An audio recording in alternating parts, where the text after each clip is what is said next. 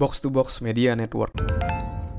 Selamat datang di podcast pengembangan diri. Podcast ini akan bantu kamu untuk mengatasi kegalauan di usia muda, sukses di usia muda, dan yang pasti terus bertumbuh jadi lebih baik setiap harinya. Selamat mendengarkan. Hai, saya Terus dan pada podcast kali ini saya akan sharing tentang cara menghilangkan kebiasaan buruk. Oke, sebelum saya lanjut sharing, saya mau ngasih tahu buat kamu yang mau join dalam free email course gimana caranya mengatasi rasa malas dan jadi sukses, silahkan kamu bisa klik link yang ada di deskripsi. Oke, silahkan klik link yang ada di deskripsi, kamu bisa join secara gratis. Nah, jadi gimana sih caranya untuk menghilangkan kebiasaan buruk ya? Jadi kebiasaan ini penting banget untuk kita bisa atur atau tentukan. Kenapa? Karena tindakan kita itu akan menentukan hasil kita, dan kebiasaan kita itu akan menentukan nasib kita.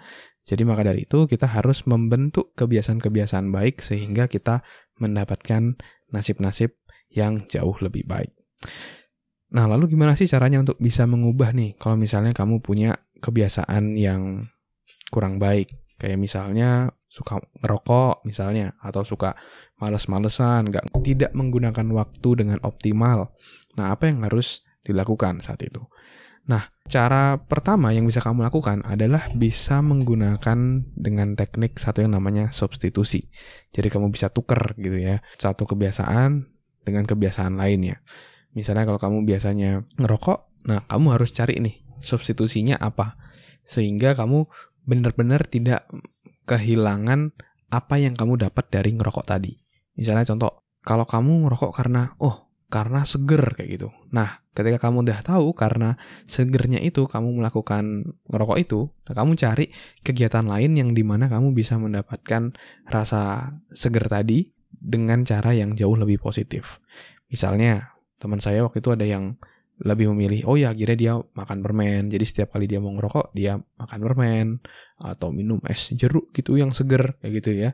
Jadi tidak menghilangkan benefitnya apa, tapi dilakukan dengan cara yang jauh lebih baik. Nah, sekarang coba kamu refleksi dalam dirimu, kira-kira bisa nggak habit burukmu itu diganti dengan habit yang lain, namun tetap mendapatkan benefit yang kamu dapat dari kebiasaan yang kurang oke tadi. Terus selanjutnya, ini yang salah satu yang saya share juga di dalam email course, yaitu kita harus menyadari dulu asosiasi yang kita punya dalam diri kita.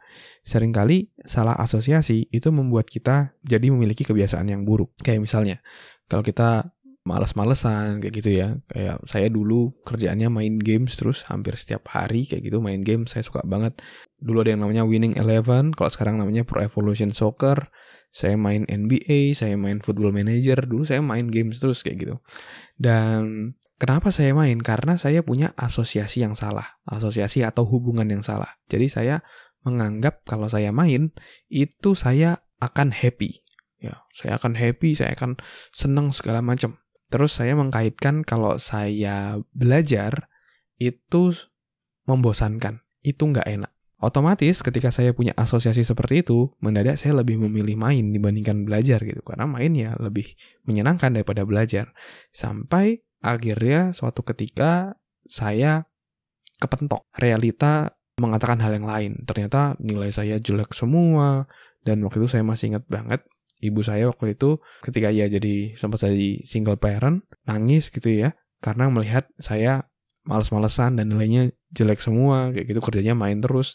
Dan akhirnya semenjak itu asosiasi saya berubah menjadi kalau saya main terus itu akan membuat ibu saya jadi sedih ya, tapi kalau saya belajar ibu saya akan jadi jauh lebih happy, dan juga saya sendiri pun akan jadi jauh lebih pinter, dapat nilai bagus, nggak perlu remedial kayak gitu. Dan akhirnya ketika saya ubah asosiasinya, saya jadi jauh lebih rajin gitu ya buat belajar, buat baca, dan lain-lainnya. Dan itu ketika kita mengubah asosiasi. Dan tips terakhir, yang ketiga, untuk bisa mengubah kebiasaan, yaitu adalah kita harus melakukan kegiatan tersebut secara berulang-ulang terus-menerus.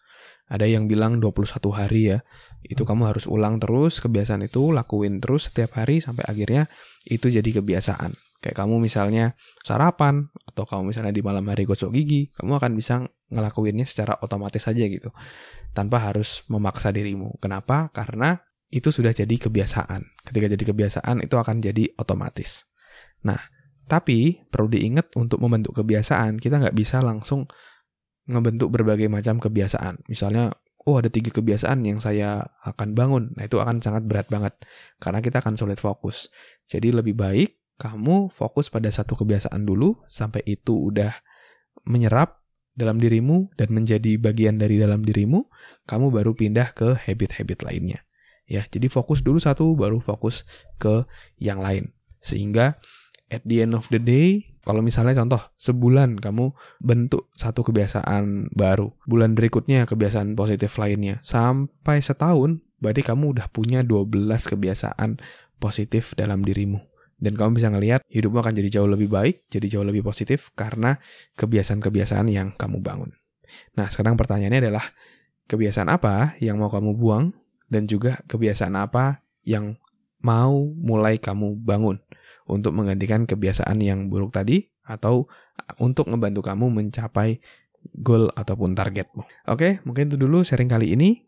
Semoga bermanfaat, dan kalau kamu rasa podcast ini bermanfaat, silakan kamu bisa kasih rating bintang 5, dan juga kamu bisa share ke teman-teman, ke sahabat, ke pacarmu, keluarga, agar makin banyak orang yang bisa terus bertumbuh jadi jauh lebih baik. Thank you semuanya udah dengerin podcast kali ini, semoga bermanfaat, sukses selalu, never stop learning, because life never stop teaching.